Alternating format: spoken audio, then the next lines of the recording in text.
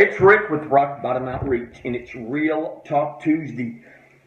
The Olympics are on, baby, and I am inspired by the Olympics. Just love watching these athletes. I'm talking elite athletes, and it has inspired me to get in better shape. I've been working out about 3 or 4 times a week now. I've actually cut down on my personal PT time, and that means Pop-Tart time. I've cut down on how long it takes me to get from the bed to get the box of Pop-Tarts back to the bed.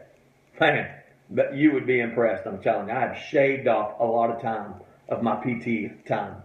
But seriously, we have no idea, honestly, that this is the best in the world, not just in the United States, but we're talking these conditioned athletes and everything it takes, the dedication. I mean, I don't know if you know any like professional athletes or an athlete that has chosen to do an individual sport just because. And we're talking that the sacrifice thing, I mean, just the Olympic athletes, these runners, I mean, everyone, that when everyone else is out eating chocolate cake, drinking beer, sleeping late, I mean, you're talking these athletes are up at 4 o'clock in the morning, working their tail off. And there is no off time. There is no shortcut. There is no off time.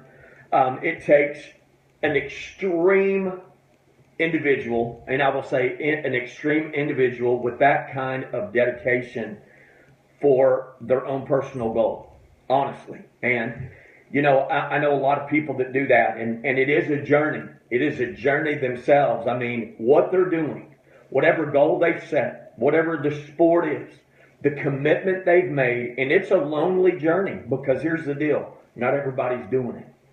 I mean, they have taken it on themselves that people are like, man, that's so dumb. You know, why would you do that? I mean, why would you punish yourself like that? But it's an individual journey that they're on. It's not a sprint. They may be a sprinter, but it's a journey that they're on. That they are sacrificing their life, I mean, committing to doing something for whatever the reason is. And man, that's to be commended. And so there is no shortcut. You know me, I can bust out a box of Pop-Tarts. But, you know, here's exactly what happens. We're really also talking about our faith walk. That's what we're talking about. And to say, man, being a Christ follower is not a sprint. It's a journey that you're on. You know, it is a lifestyle. Being a fitness individual is a lifestyle change. Okay? Being a Christ follower is a lifestyle change that not many people can do it. Honestly. They do it for a short time and then they're back to their old ways. Same deal. You're talking about an athlete committing their life. These Olympians that say 4 years, I want to be prepared to compete in the Olympics. Every sacrifice that makes. People that doubt them. They doubt themselves.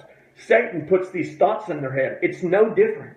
The athlete, the Christ follower, I go through the same thing. You know, there's one thing that I am proud of. That today is my 8-year sober day. I thought it was 9, but it's 8 years. 8-year sober day is today. It happened August 16th, 2008 is the day I hit the 18-wheeler. And my life changed forever. That is when my journey began.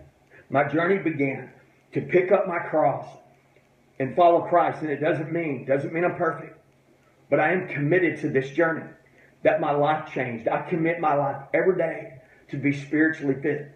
You know, someone that's an athlete, you're physically fit. But we're talking about being spiritually fit every day.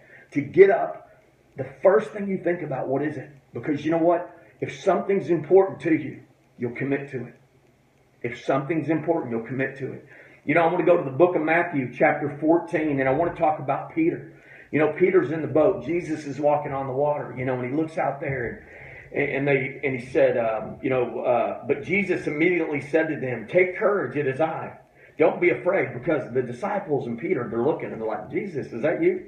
And Peter said, Lord, if it's you, tell me to come to you on the water. And he said, come. So Peter, the only one to answer the call, gets out of the boat, right?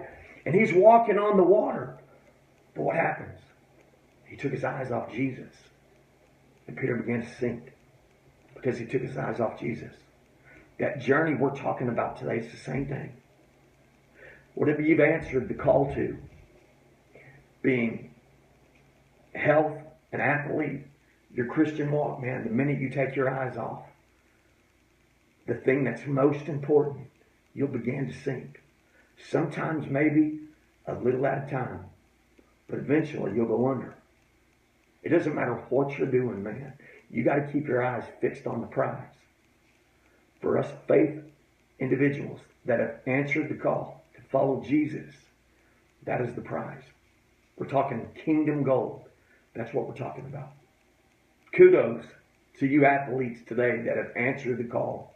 Your journey, man, God be with you.